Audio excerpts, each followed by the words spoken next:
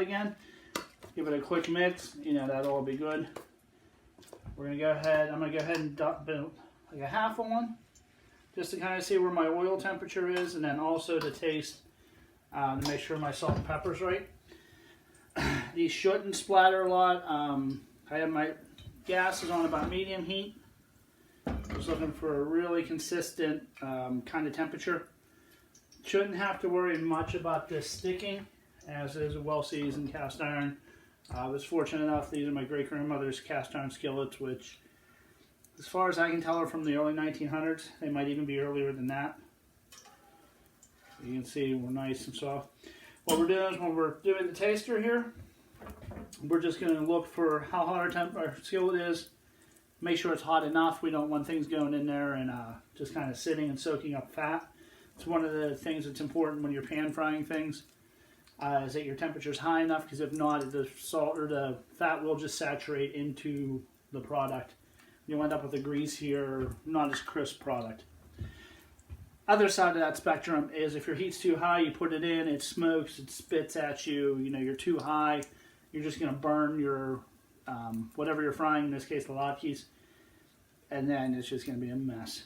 So what I'm looking for, done this wise, is I'm just looking for this top to get kind of crispy, or not kind of crispy, kind of cooked. Same as effect when doing pancakes. You want to let them go until you see some bubbles and the top's kind of dry. This I'm not going to let go quite as far. See if we're getting nice browning around the edges there. Check and make sure we're focused and everything here. Then when I start to see that, I'm going to go ahead and flip it away from me. Always flip away, so if you do splash, it splashes somewhere there, not yourself. I have a lot of gnarly burns from flipping things towards myself, mainly with the pan motion. When I was a line cook, my arms weren't tattooed with ink, they were tattooed with burn marks. So, other thing you have to think about is this tester, you know, it can go a little bit hotter, because when we go to do it, we're going to be putting 4 bigger pancakes in here. And it's going to be, you know, it's going to cause a little bit of thermal shock to the bottom.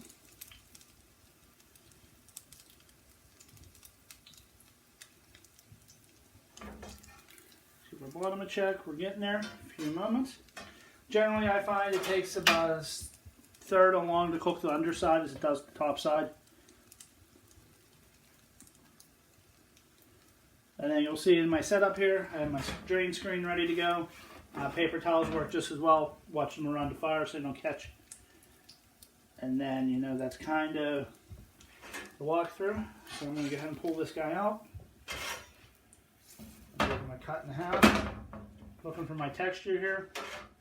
I like what I see texture-wise. And then I'm just going to check my flavor.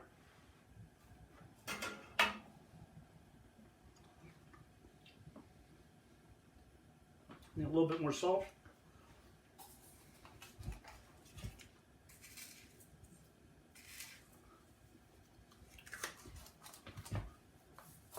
And then this also becomes the cook snack, you know, as you're cooking. I know the health department doesn't approve of it, but you're in your own home.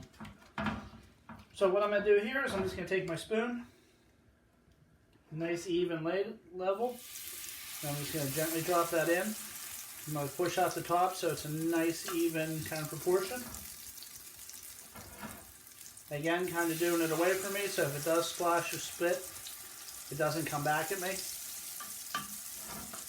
And I will use this same skillet, you know, if I was doing 60 of these, I would use them.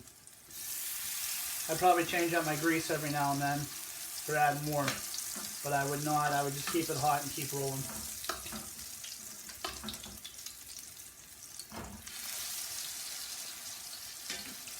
Not worried about them being exactly round. If I was going to do that, I would drop them into a ring mold. Again, this is more rustic style, more home style. I'm not going to worry about a chef instructor coming along, or, you know, someone overly critiquing that. Give it a gentle swirl for evenness, and then just let them go. You'll see the browning starting. The top of it's starting to kind of gel, or to cook up, and those eggs and flour and all those starches are kind of coming together. You'll see you really get that little bit of raising effect from the baking powder. I think that's the one thing that's missed a lot in making the latkes and potato pancakes is the baking powder and having that little bit of leavening ability to it.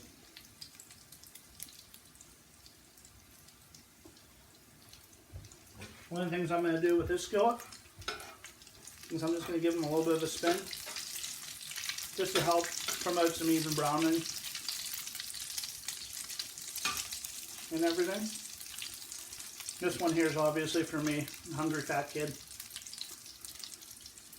Let's keep them going. And I don't want to rush these. If I see my skillet's too hot, I want to turn it down for a little bit. You know, just get a nice, consistent, even cooking into it all. And you can see, let's see if I can zoom in a little bit here.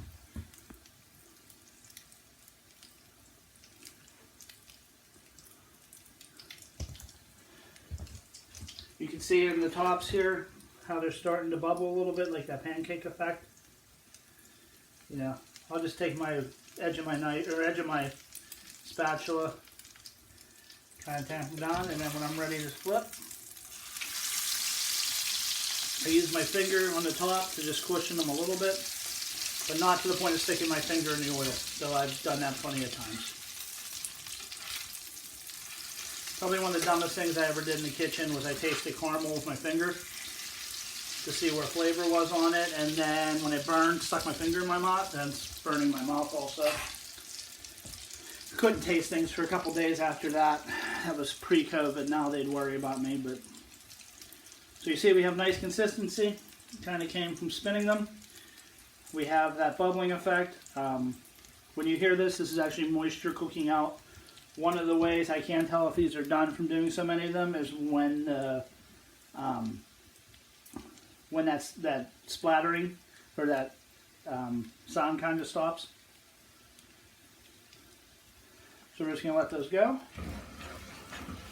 You know, again, give them a little bit of spin just to promote some even cooking.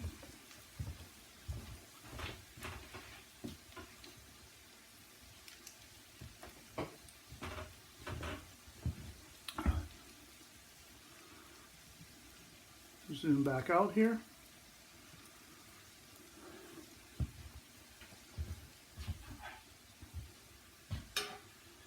I'm going to check my undersides. In a couple more minutes. You know, sometimes when you're doing this many, the second side takes a little bit longer.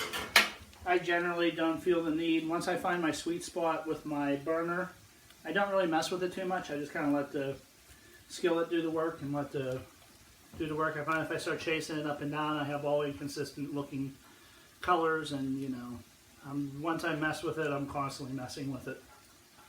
You know, it's just a matter of patience, understanding your heat source. You know, if you're using an electric skillet, it's going to be a little bit more consistent because of the way the elements are. I would not drop these in a deep fryer, and you don't get the crust. You'd have to make your dough a lot stickier too in order to facilitate it. One of the things about cooking these ahead, I would do them maybe an hour or two ahead.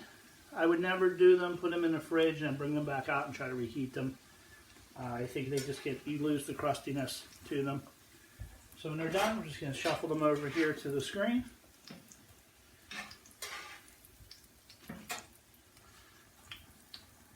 So I'm feeling these. If they feel really squishy, they're not done in the middle. So those ones are all good. So we're going to go ahead, we're going to look at make sure we still have enough oil in our pan. You know, you really want enough that when you put them in, they come about halfway up the side. That's any pan frying. If I needed to add a little bit more oil, I would. Give them a moment or two to heat up and then go from there.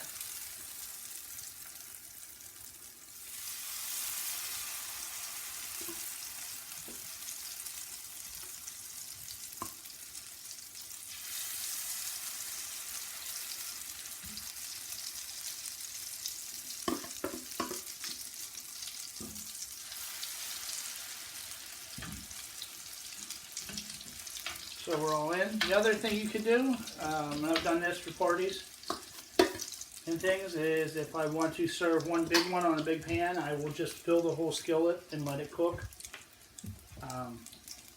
Not really what I want to do today because I want people to be able to pick off individuals. But if I did want to do a party and say slather the whole top with sour cream and scallions, I think I've done it once with caviar, smoked salmon. Those are all kind of traditional garnishes. And then just have people kind of take a spoon and take off what they want. You know, that'd be perfectly acceptable. The one thing I would say is that it's a lot harder to get them, especially on home ranges, get them consistently when you're doing a big one. So we'll zoom in again so everybody can kind of see where we're at.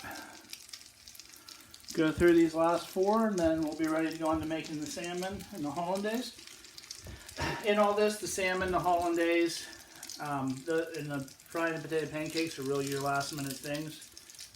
Like I said, potato pancakes you can do a little bit ahead of time. You know, I wouldn't go too far ahead. They're also one of my favorite things to eat right out of the fridge cold, so.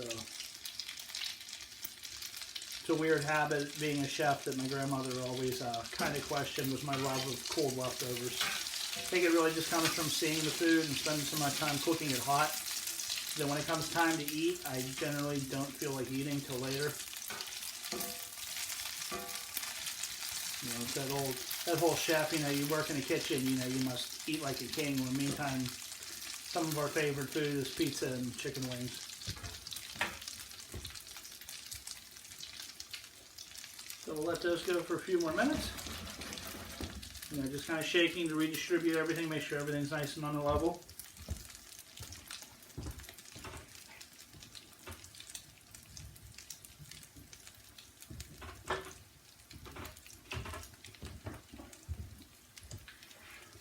When it comes to grating the potatoes also with these, now I'm thinking of it, if you have a food processor and want to use it, by all means.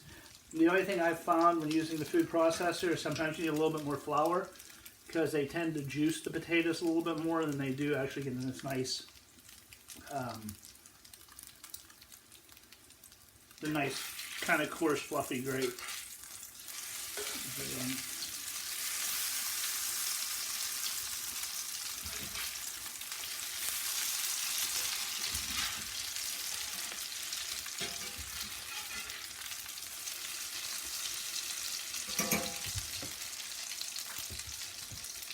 So we'll let them finish up.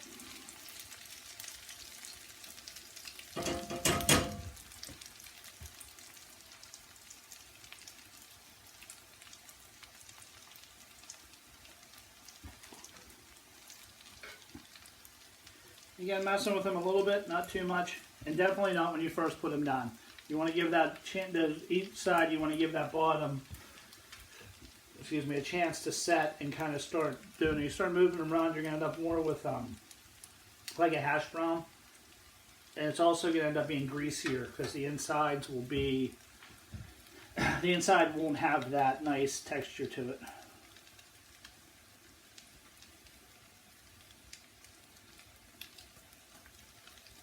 You see how that one's a little bit, I push on it and it gives a little bit more. That's still a little juicy in the middle.